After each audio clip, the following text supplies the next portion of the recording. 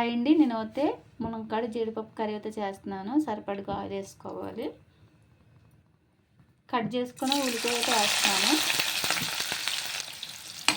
Light brown వచ్చేదాకా కలుపుకోవాలి.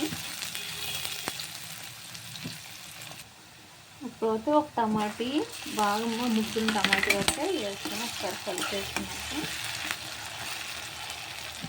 మునక్కాడలు వేసేసుకోవాలి.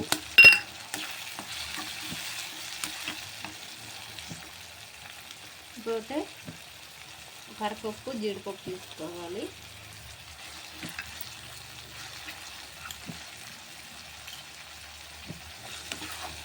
ఈ మూడు బాగా మగ్గిన దాకా మూత పెట్టేసుకోవాలి. ఒక 5 నిమిషాలు ఒకసారి మూత తీసుకుని చూసి ఇప్పుడు వేగిన కాబట్టి ఇప్పుడు వచ్చి నేను వచ్చి అల్లం వెల్లుల్లి పేస్ట్ అన్నది వేస్తున్నాను.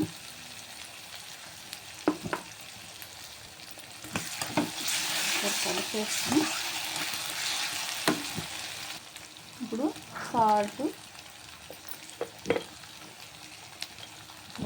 పసుపు, అలాగే మనం ఎంత కారం తింటామో దాని తగ్గట్టు కారం అన్నమాట. ఇప్పుడు ఒకసారి బాగా కలిపేసుకుని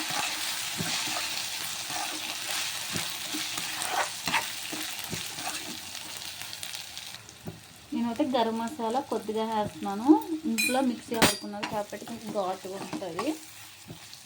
ఇప్పుడు వేసుకొని కాబట్టి ఇప్పుడు నేనైతే మంచిగా గ్లాసులు నీళ్ళు వేస్తున్నాను.